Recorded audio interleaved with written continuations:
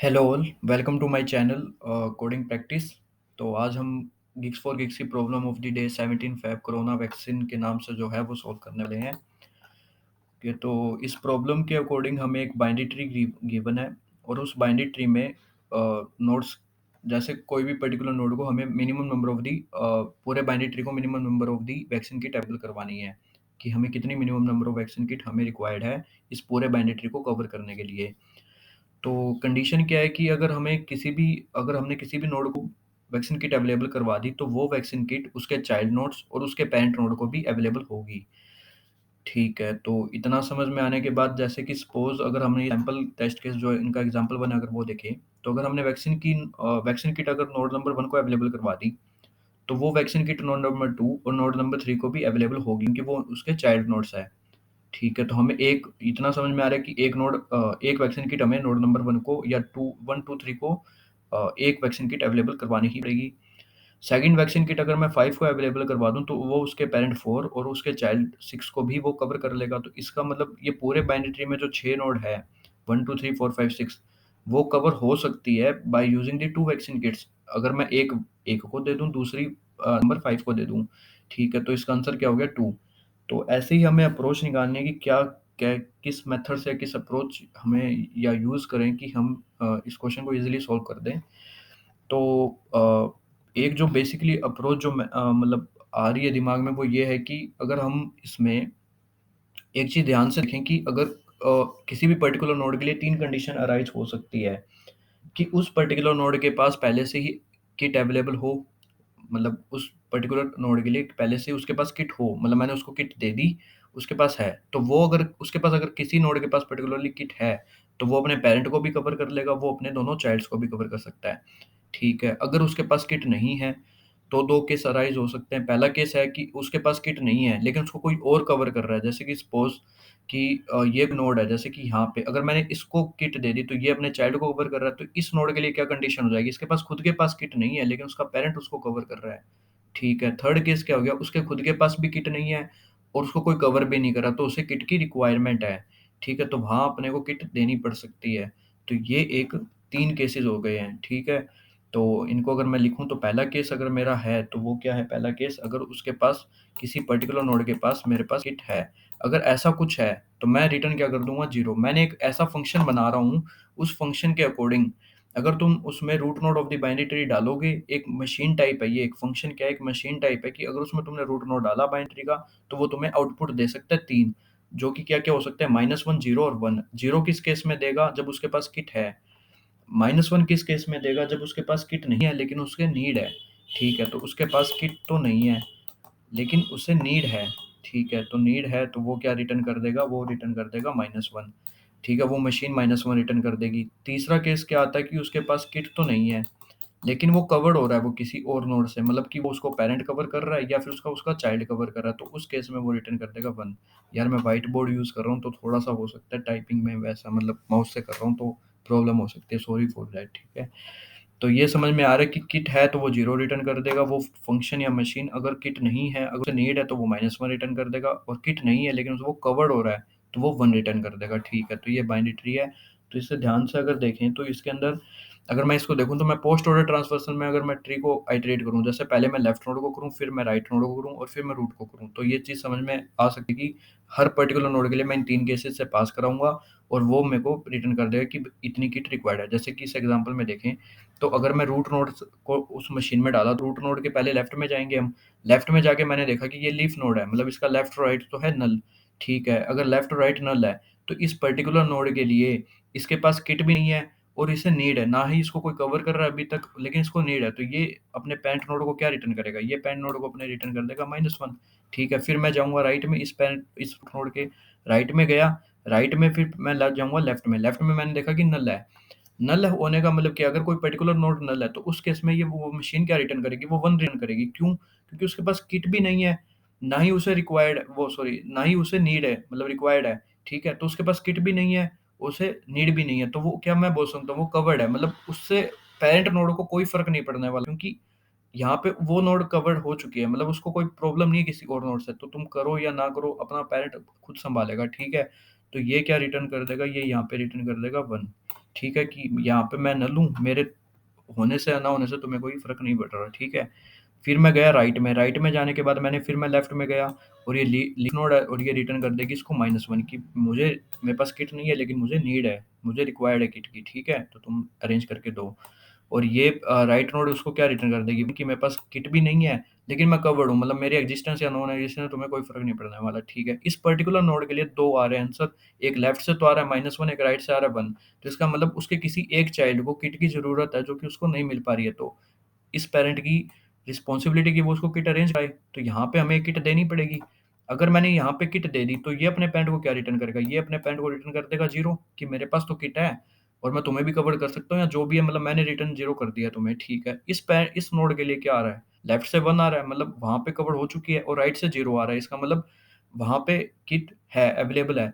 तो इस नोड के लिए क्या हो सकती है कंडीशन कि एक तरफ से 1 आ रहा है, 1 तो चलो नॉन एक्जिस्टेंस टाइप से हो गया, और 0 यहाँ से आया, तो मतलब ये इसको कवर कर सकता है, ठीक है। तो इसने इसको क्या कर लिया, कवर, तो हमें यहाँ पे किट देने की ज़रूरत नहीं है, तो मैंने इसको क्या कर दिया, कवर कर दिया। और अगर मैंने इसको कवर कर लिया तो ये रिटर्न क्या करेगा, 1 रिटर्न करेगा कि भई मैं तो यहाँ पे कवर हो चुका हूँ, तुम अपना देख लो, ठीक है। इस नोड के पास लेफ्ट से तो आ रहा है -1 और राइट से आ रहा है 1, तो इस केस में क्या हो सकता है कि लेफ्ट से -1 आ रहा है और राइट से 1 आ रहा है, तो मतलब लेफ्ट वाला चाइल्ड को किट नहीं मिली है, उसे रिक्वायर्ड भी है, तो इस हमें यहाँ पे किट अवेलेबल करवानी पड़ेगी ताकि वो अपने चाइल्ड को भी अवेलेबल करवा सके, ठीक है। तो हमें इस पूरे ट्री के अंदर हमें 2 किट रिक्वायर 2 किट देनी ही पड़ेगी, एक इस नोड को और एक इस नोड को, कि वो अपने-अपने चाइल्ड या पेरेंट को सँभाल सके, या चाइल्ड और पेरेंट को किट अवेलेबल करवा सके, ठीक है। तो इतनी चीज़ समझ में आने के बाद ये बेसिकली एक अप्रोच है, और जो मतलब है, और फिर वो मतलब मैं अभी जावा में कोडिंग करने वाला हूँ, ठीक है। तो अगर तुम्हारी और कोई लैंग्वेज है तो तुम उसमें भी कर सकते हो, कोई उसमें बेसिक या कोडिंग है, ठीक है। तो मैंने एक ग्लोबल वेरिएबल डिफाइन कर दिया जिसका टाइप है इंट और जिसका नाम है किट, ठीक है। तो ये उसको देखता रहेगा।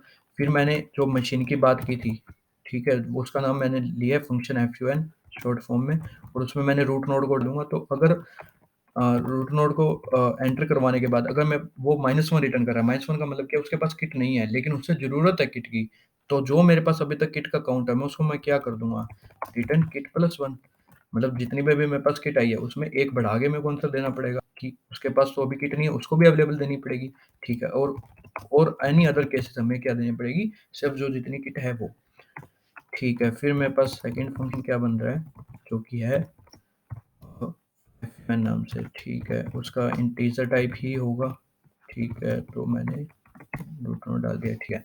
तो अब यहाँ पे कितनी केसेस बन सकते हैं कि पहला केस तो बेसिकली हम वही लेते हैं कि रूट नोड अगर नल है, ये वो मशीन है, ठीक है, इससे 10 -1 से फाइनल आंसर पे फर्क पड़ेगा, लेकिन वो डायरेक्ट आंसर रिटर्न नहीं होगा, वो चीज समझने वाली है। डायरेक्ट आंसर आएगा सप्लाई वैक्सीन फंक्शन से, जो कि चेक करेगा FUN से, ठीक है। तो ये FUN, ठीक है, तो ये अगर मेरे पास रूट नोड नल है, जैसे मैंने बताया कि रूट नोड अगर नल है तो उससे वो क्या रिटर्न करेगा, 1 कि मेरे पास किट नहीं है लेकिन मैं कवर्ड हूँ, मतलब मेरे एग्जिस्टेंस या नॉन एग्जिस्टेंस से तुम्हें कुछ नहीं फर्क पड़ने वाला, ठीक है। फिर मैंने लेफ्ट में ट्रांसफर्स किया इस फंक्शन के अकॉर्डिंग, पहले मैंने लेफ्ट में किया फिर मैंने राइट में कर लिया, ठीक है। तो ये हो गया, मैंने राइट में कर लिया। तो फिर मेरे पास अगर लेफ्ट से आता है -1, क्या क्या केसेस बन सकते हैं कि लेफ्ट से -1 आ रहा है या फिर राइट से -1 आ रहा है। इस केस में क्या हो सकता है कि लेफ्ट से -1 आ रहा है, इसका मतलब वहाँ पे किट नहीं है लेकिन वहाँ पे किट की जरूरत है, वहाँ पे किट की नीड है। राइट से -1 आ रहा है, इसका मतलब क्या है कि वहाँ पे किट नहीं है लेकिन वहाँ पे नीड है, तो हमें यहाँ पे किट अवेलेबल करवानी पड़ेगी इस पेरेंट को, और मैं रिटर्न कर दूंगा 0 कि मेरे पास अभी किट है। मैं मेरे पेरेंट को 0 रिटर्न कर रहा हूँ कि मतलब मेरे पास किट है, 0 क्या बता रहा है कि मेरे पास किट है। यार देखो, बेसिकली ये 3 कंडीशन इस प्रॉब्लम में बहुत ज़्यादा इंपॉर्टेंट है, तो इस 3 कंडीशंस को नोट कर लो और उसके अकॉर्डिंग 1-2 बाइनरी ट्री के सैंपल पेज बना के उसके ऊपर ट्राई करो कि कैसे 1 0 -1 कैसे रिटर्न हो रहे हैं इनके अकॉर्डिंग, ठीक है। वैसे ज़्यादा कोई बड़ी बात नहीं है, मतलब प्रॉब्लम मीडियम लेवल है, अच्छी प्रॉब्लम है मतलब, ठीक है। तो ये हो गया। फिर मैंने एक ट्रांसफर किया कि मतलब ठीक है, -1 और -1 हो गया। अगर मेरे पास दूसरा केस आता है 0 का, कि मेरे पास मेरा कोई चाइल्ड दोनों में से ये रिटर्न कर रहा है कि 0, 0 रिटर्न करने का मतलब क्या है कि उनके पास किट है, अवेलेबल है, तो वो मेरे को भी कवर कर सकते हैं। तो उस केस में अगर मैं कवर हो गया उनसे, तो मैंने अपने पेरेंट को क्या रिटर्न कर दिया, 1 कि मैं तो कवर हो चुका हूँ। अब तुम अपना देख लो, ठीक है? तो मैंने कवर कर लिया 1 को, और फाइनली अगर इनमें से कोई भी केस नहीं होता है, ना ही वो लेफ्ट चाइल्ड मेरे ये बता रहे हैं कि वो उनके पास किट है या नहीं है, जो भी है, तो अगर इन केसेस से नहीं है, तो इसका मतलब रिटर्न -1 कि उनके पास किट नहीं है और उन्हें नीड है किट की। तो बेसिकली ये बताएँगे, ठीक है? तो ये सारे केसेस बेसिकली हो गए हैं, ठीक है? तो try for the sample test cases, देखते हैं क्या आता है, ठीक है?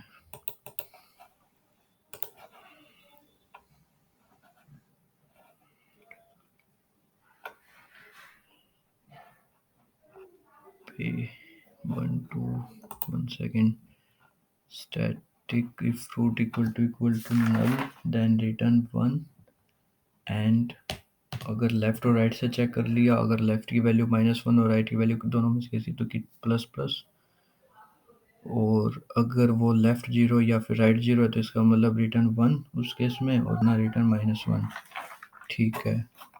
और तो फिर कहाँ प्रॉब्लम आ रही है भाई? 1 2 3, इस किट को ड्रॉ करें तो 1 2 3 नल नल एंड नल 4, तो ये एग्जांपल हो गया 1 2 3 नल नल नल 4 एंड नल 5 एंड नल 6, ठीक है?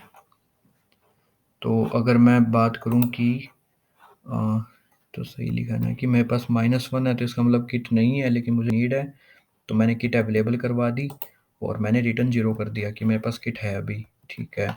और अगर लेफ्ट 0 एंड राइट 0 है तो इसका मतलब क्या है कि मेरे पास किट है, तो मैं तुम्हें भी कवर कर सकता हूँ, ठीक है? तो मेरे पास अगर अभी किट है, तो मैंने, अगर मेरे पास लेफ्ट और 0 से 0 आ रहा है तो इसका मतलब उनके पास किट है, तो वो मुझे बता रहे हैं कि उनके पास किट है, तो वो मुझे भी कवर कर सकते हैं। तो उन्होंने मुझे कवर कर लिया, तो मैं पेरेंट को बता दूँ कि मैं कवर हो चुका हूँ, ठीक है? और अदर कोई भी केसेस होगा तो रिटर्न 1, ठीक है? और फंक्शन ऑफ द रूट हो गया, ओके, ओके, तो ये हो गया, ठीक है? तो यहाँ पे मुझे किट की वैल्यू 0 इनिशियलाइज़ करनी पड़ेगी, यार।